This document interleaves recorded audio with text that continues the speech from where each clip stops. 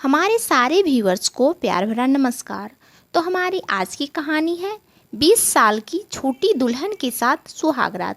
18 वर्षीय लाजो ने जब से शादी के बाद ससुराल की दहलीज पार की थी, तब से वो उस बड़ी सी हवेली की भव्यता और वैभव को कुतूहल भरी नजरों से देखी जा रही थी।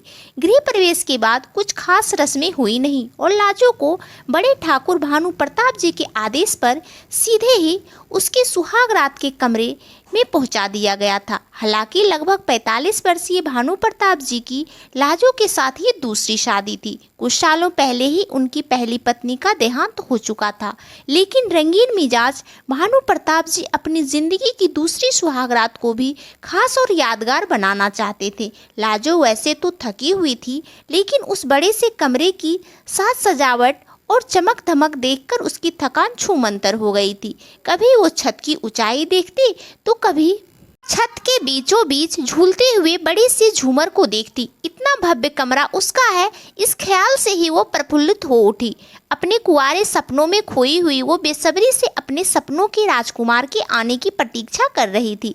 लाजो के मन में पति को लेकर एक सुदर्शन युवक की छवि बनी हुई थी, लेकिन उस बेचारी को कहाँ पता था कि पति के रूप में कोई प्रौढ़ व्यक्ति उसके कमरे में आने वाला है। लाजो के मन में पति को लेकर एक सुदर्शन युवक की छवि बनी हुई थी, लेकिन उस बेचारी को कहाँ पता था कि पति के रूप में कोई प्रौढ़ व्यक्ति उसके कमरे में आने वाला है। उस बेचारी ने तो अभी तक अपने पति को देखा तक नहीं था। लाजो की किस्मत भी काली स्याही से लिखी गई थी। जब लाजो का जन्म हुआ तो उसके जन्म के साथ ही उसकी माँ ने अंतिम सांस ली। उस बिन माँ की बच्ची को उसके परिवार ने अपनाने से इनकार कर दिया। तब उसकी नानी उसे अपने साथ ले आई, लेकिन बूढ़ी और कमजोर नानी भी आखिर कब तक उसकी परवरिश करती। कुछ सालों में वो भी स्वर्ग सिधार गई। नानी के गुजर जाने के बाद उसके मामा मामी ही उसके अभिभावक बन गए थे। मामी उसे बोझ की तरह ही समझती थी और मामा भी बस लोक लाज के डर से उसे पाल रहे थे। लाजो थोड़ी बड़ी हुई तो उसकी मामी उससे घर के सभी काम करवाने लगी। लाजो धीरे धीरे इसी तरह बड़ी होती गई। वह रात को अकेले में खूब रोती थी। अकेलापन उसे खोखला करता जा रहा था। वो किसी के प्यार के लिए तरसती थी, लेकिन उसके जीवन में प्यार का नामो निशान नहीं था। आखिरकार 18 वर्ष के होते ही उसकी मामी ने उसकी शादी करवा दी। लाजो को पता नहीं था कि उसके साथ इतना बड़ा धोखा हुआ है। इतनी बड़ी हवेली की बहू बनकर वो अपनी किस्मत पर इतरा रही थी और सोच रही थी कि उसकी नानी सही कहती थी कि वह ससुराल में रानी तरह रहेगी और उसे खूब प्यार और मान सम्मान मिलेगा। उसे लग रहा था कि आज उसकी नानी की कही हुई बात सच हो गई थी, लेकिन उस मासूम को कहाँ पता था कि उसकी मामी ने मोटी रकम लेकर लाजो के लगभग 20 साल बड़े व्यक्ति से उसकी शादी करवा दी थी। इस रिश्ते में प्रेम का नामो निशान नहीं था। बड़े ठाकुर साहब ने तो केवल अपनी अतृप्त कामनाओं की तृप्ति के लिए लाजो का चुनाव किया था, क्योंकि लाजो देखने में बड़ी ही खूबसूरत और कमसीन थी। उसकी गहरी काली आंखें, सुराहीदार गर्दन और सांचे में ढला खूबसूरत बदन देखकर ठाकुर साहब उसे किसी भी कीमत पर अपना लेना चाहते थे। अब वो बस किसी तरह भी उसकी खूबसूरती का रसपान कर लेना चाहते थे। वो प्रेम और भावनाओं में यकीन नहीं करते थे। लाजो को अंदाजा भी नहीं था कि आज उसके कुंवारे सपने कैसे टूटकर चकनाचूर होने वाले हैं। लगभग घंटे भर के बाद ठाकुर साहब शराब के नशे में चूर लड़खड़ाते हुए कमरे के भीतर आए। दरवाजे को अंदर से बंद करके गहरी सांस छोड़ते हुए मुस्कुराए और मदमस्त हाथी की तरह झूमते हुए आगे बढ़े। लाजो शर्म के मारे सिमट गई और उसने अपने पैरों को सिकोड़ लिया, जिसके कारण पलंग पर बिछी हुई सफ़ेद चादर भी सिकुड़ गई। कमसीन दुल्हन की इस अदा पर ठाकुर साहब प्यासी निगाहों से उसे घूरते हुए आगे बढ़ने लगे। लाजो लंबा सा घूंघट निकालते हुए सिर झुकाए बैठी थी। उसके शरीर में सनसनाहट सी होने लगी कि अब उसका पति उसका घूंघट उठाएगा। अगले ही पल ठाकुर साहब ने उसका घूंघट भी उठा लिया। लाजो ने शर्मा कर अपनी पलकें मूंद ली, लेकिन शराब की बदबू से उसने चौंक कर आंखें खोली और सामने ठाकुर साहब जैसे उम्रदराज इंसान को देखकर लाजो हैरानी से उछलकर उठ खड़ी हुई और दहशत के मारे चीखते हुए बोल पड़ी, कौन है आप और इस वक्त यहाँ क्या कर रहे हैं? ठाकुर साहब अपनी मूंछ पर ताव देते हुए बोले, अरे सुंदर बला, हम ही तो आपके पति परमेश्वर हैं। आओ और जल्दी से हमें अपनी सुंदरता का रसपान करने दो। वो मादक मुस्कान के साथ बोले तो लाजो के होश ही उड़ गए। उसे कहाँ पता था कि पति के रूप में उसे ऐसा इंसान मिला है। लाजो गिड़गिड़ाने लगी, मुझे जाने दीजिए, मुझे बहुत डर लग रहा है। ठाकुर साहब घिनौनी हंसी हंसते हुए बोले, हमने तुम्हारी कीमत चुकाई है, ऐसे कैसे तुम्हें जाने दें? जाने मन, अब हमें और ना तरसाओ। लाजो भयभीत हिरनी की भांति कांपने लगी थी। ठाकुर साहब से और इंतजार नहीं हुआ। उन्होंने बिना लाजो की सहमति के उसके साथ अपने सभी अरमान पूरे किए और मुंह फेरकर खर्राटे मारने लगे। लाजो अपने चेहरे और बदन पर नाखूनों के ढेर सारे निशान लिए हुए देर रात तक सिसकती रही।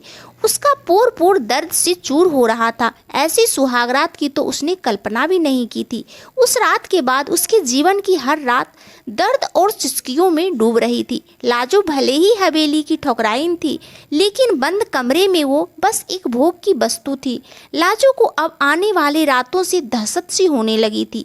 हर रात वही दरिंदगी, लाजो के आंसू और दर्द, रोज की यही कहानी हो गई थी। लाजो कई बार सोचती थी कि वो अपनी जान दे दे, लेकिन उसमें इतनी हिम्मत नहीं थी।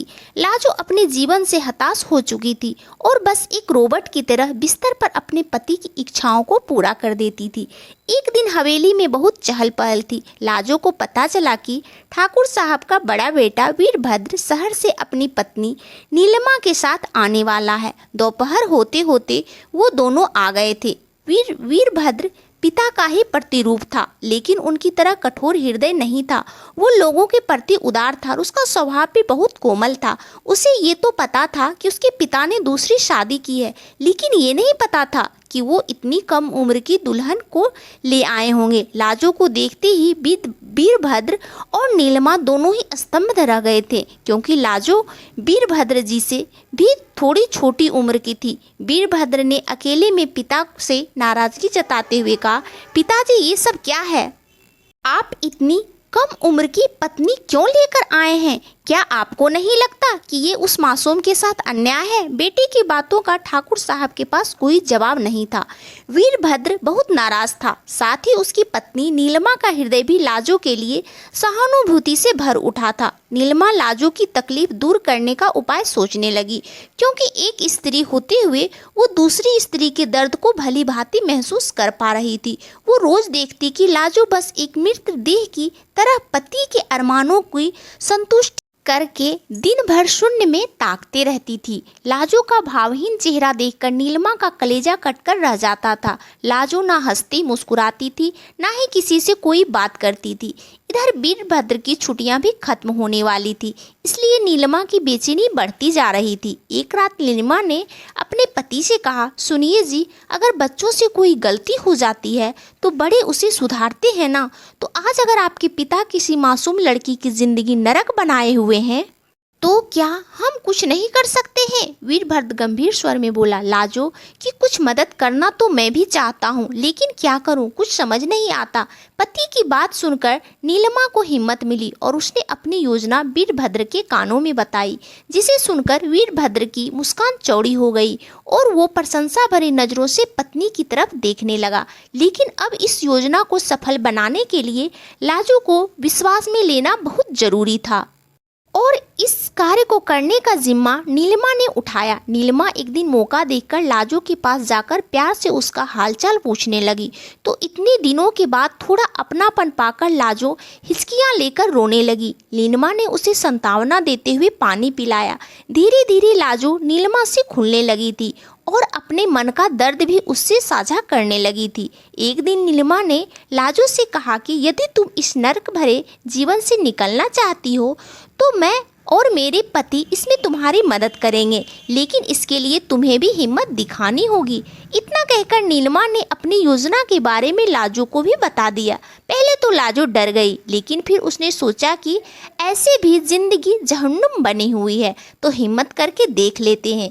उसने सहमति दे दी तो तो वीरभद्र और नीलिमा आगे की तैयारियां में जुट गए। निश्चित दिन रात के भोजन के बाद वीरभद्र ने ठाकुर साहब के दूध के गिलास में नींद की गोलियां मिलाई और लाजो को वहां से निकालने का इंतजाम किया। नीलिमा ने अपनी सहेली को कार लेकर बुला लिया था। वो एक महिलाओं के उत्थान से जुड़े हुए एनजीओ के लिए कार्य करती थी। लाजो रातों रात उस हवेली से बहुत दूर जा चुकी थी।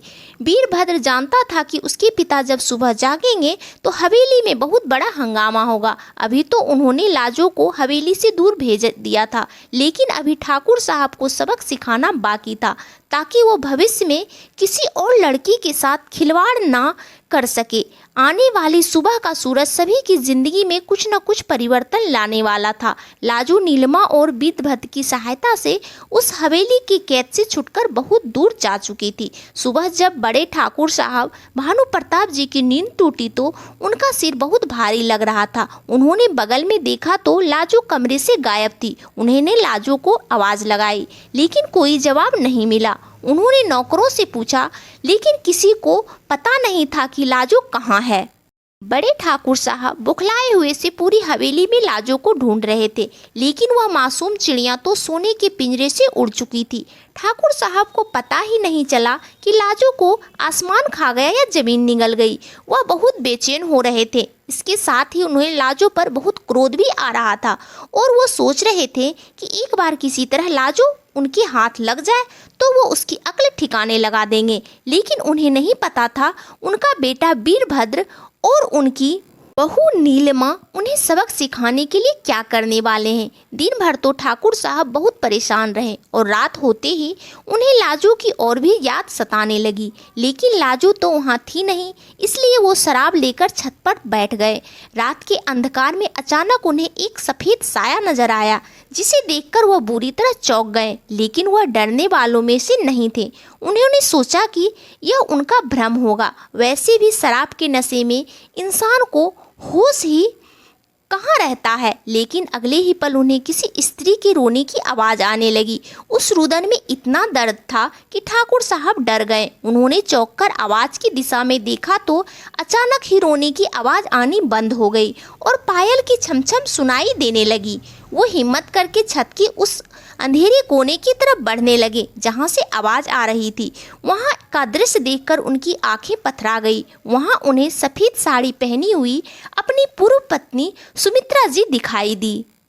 उन्हें देखते ही उनके हाथों से कांच का गिलास छूटकर गिर पड़ा। उन्हें अपनी आंखों पर यकीन ही नहीं हो रहा था। तभी पीछे से किसी के हंसने की आवाज़ आई। उन्होंने पलटकर देखा, तब तक अचानक से सुमित्रा जी का साया वहां से गायब हो गया। ठाकुर साहब का पूरा शरीर ठंडा पड़ चुका था। उनका पूरा बदन पसीने से लथपथ था। उनका हलक सूखकर काटा हो गया था। अचानक से उन्होंने नीचे देखा तो वहां पर उनकी पत्नी की पायल गिरी हुई थी। यह सब देखकर उनका दिल दहल गया। वह भूत प्रेत या आत्माओं पर यकीन नहीं करते थे, लेकिन आज उन्होंने खुद अपनी आंखों से यह सब अनुभव किया था। वह वहां से भाग जाना चाहते थे, लेकिन उनके पैर जम से गए थे। वो चल ही नहीं पा रहे थे। तभी वीरभद्र छत पर आ गया। पिता की ऐसी हालत देखकर उसने पिता को संभाला और नीचे उनके कमरे में ले आया। फिर चिंतित स्वर में उन्होंने पूछने लगा, पिताजी आपको क्या हुआ? आप इतना घबरा क्यों रहे हैं? अब भानु प्रताप जी क्या बताते? उन्हें पता था कि कोई भी उनकी बात पर यकीन नहीं करेगा, इसलिए उन्होंने कुछ नहीं बताया और खुद को संभालते हुए बोले, मेरी तबीयत ठीक नहीं है, मुझे आराम करने दो।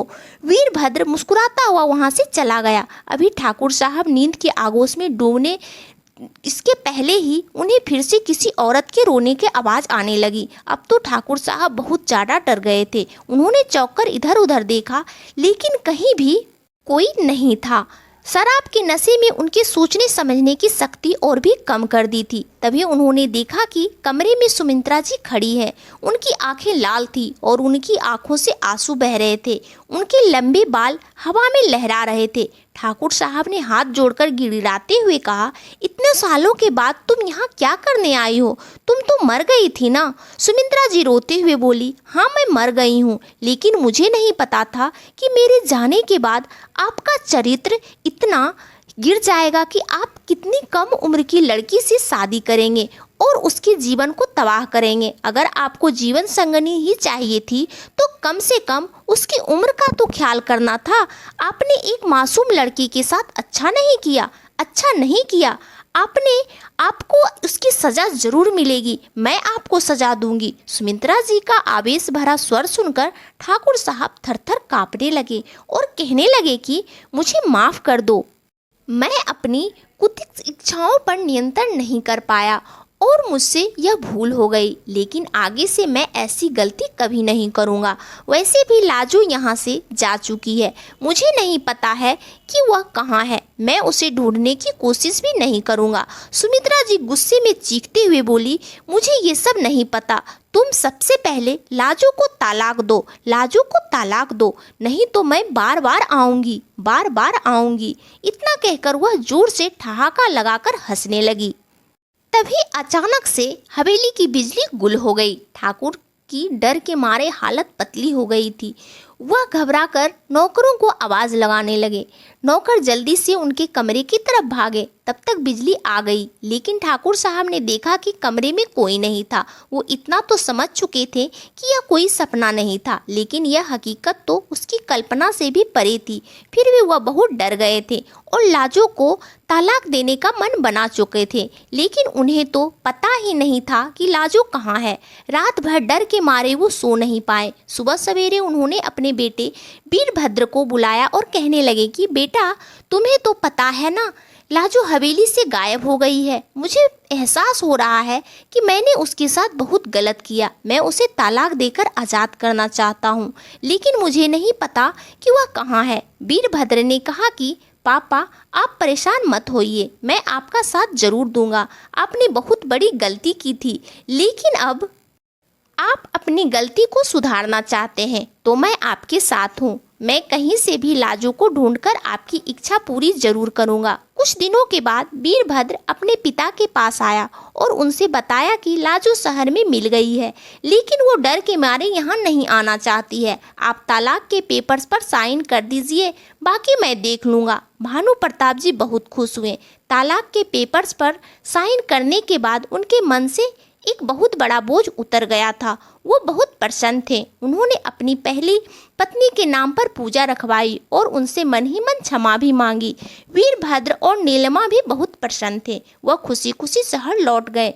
वीरभद्र ने शहर में से एक्टिंग करने वाली आर्टिस्ट को बुलाकर स्पेशल इफेक्ट और मेकअप का प्रयोग करके सुमित्रा जी के चरित्र को गढ़ा था, जिसे देखकर ठाकुर साहब भयभीत हो गए थे और उन्होंने लाजो को मुक्त करने के साथ ही यह कसम खाई थी कि आगे से वो ऐसी गलती कभी नहीं करेंगे और किसी मासूम लड़की पर अत्याचार कभी नहीं करेंगे। वीरभद्र और नीलिमा का मन भी हल्का हो गया था कि उन्होंने एक मासूम को आज़ादी दिलवाई थी और उसके साथ ही अपने पिता को भी गलत रास्ते पर जाने से रोक लिया था। शहर आकर नीलिमा ने लाजो की पढ़ाई लिखाई का इंतजाम करवाया। लाजो ने वीरभद्र और नीलिमा को धन्यवाद दिया कि उनके कारण उसकी जिंदगी में इतना बड़ा सुखद परिवर्तन आया था। कुछ ही सालों में लाजो पढ़ लिख कर एक प्राइवेट कंपनी में नौकरी भी करने लगी थी। आत्मनिर्भर बनने के बाद उसमें आत्मविश्वास का संचार भी हो गया था। अब वो पहले वाली डरी सहमी लाजो नहीं थी। उसके व्यक्तित्व में इतना परिवर्तन आ गया था कि नीलिमा और वीरभद्र भी जब उससे मिलते थे तो उसे देखकर हैरान रह जाते थे। लाजो के ऑफिस में ही प्रतीक काम करता था। वो मन ही मन लाजो से प्यार करता था। जब प्रतीक के घर उसकी शादी की बात चलने लगी तो प्रतीक से रहा नहीं गया और उसने लाजो के सामने अपने प्रेम का इजहार कर दिया। लाजो तो हैरान हो रह गई। उसने कभी सोचा नहीं था कि उसके जीवन में कभी ऐसा व्यक्ति भी आएगा जो उससे प्यार करेगा, लेकिन वो प्रतीक का प्यार कैसे स्वीकार कर सकती थी। वह खुद को प्रतीक के लायक नहीं समझती थी। उससे प्रतीक को साफ साफ इनकार कर दिया, लेकिन प्रतीक भी हार मानने वालों में से नहीं था। वो लाजो को मनाने की कोशिश करता रहा। उसकी जिद को देखकर एक दिन लाजो ने हार कर उसे अपने अतीत के बारे में बता दिया। किस तरह उससे लगभग 20 साल बड़े ठाकुर साहब ने उससे शादी की थी और हर रात उसके अरमानों को जबरदस्ती कुचलते रहते थे। लाजो रोते हुए बोली कि उन सारी रात ने सिर्फ मेरे शरीर पर ही नहीं बल्कि मेरे अंतर मन पर भी गहरे घाव दिए हैं। मैं तुम्हारे लायक नहीं हूँ। लेकिन प्रतीक सारी सच्चाई जानने के बाद भी लाजो का जीवन संवारना चाहता था। उसने कहा कि लाजो, तुमने बहुत दर्द सहे हैं, लेकिन इंसान का शरीर और मन कभी मेला नहीं होता है। बस उसके विचार और कर्म शुद्ध होने चाहिए। मुझे तुमसे हो जिस रूप में हो उसी रूप में स्वीकार हो। लाजो को प्रतीक को अपनाने में वक्त लगा, लेकिन आखिरकार उसने भी प्रतीक से विवाह करने के लिए हाँ कर दी।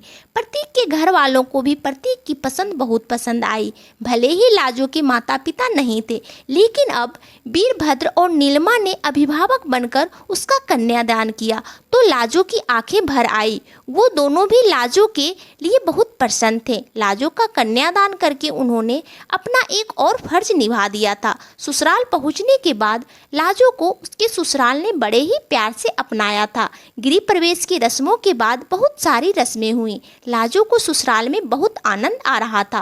रात के भोजन के बाद लाजो को सुहाग रात के कमरे में पहुंचाया गया था। लाजो सजे धजे पलंग पर बैठकर प्रतीक के आने का इंतजार कर रही थी। जैसे ही प्रतीक सुहाग रात के कमरे में आया, लाजो घबरा गई। वैसे तो वह दिल से उसे अपना पति मान चुकी थी, लेकिन उसके मन में अनजाना सा डर था। प्रतीक हर्षत भरी नजरों से दुल्हन को देखते हुए आगे बढ़ा और उसने पत्नी को अपने बाहों में भर लिया और उसे कुछ इस तरह अपने अंग में समेट लिया मानो वो दुनिया की हर मुसीबत से उसे बचा लेगा। उसका प्यार भरा स्पर्श पाते ही लाजो के मन की सारी घबराहट छू हो गई और उसके अंतर मन में प्रेम प्रभावित होने लगा। आज उसे एक छुअन बहुत सुखद लग रही थी।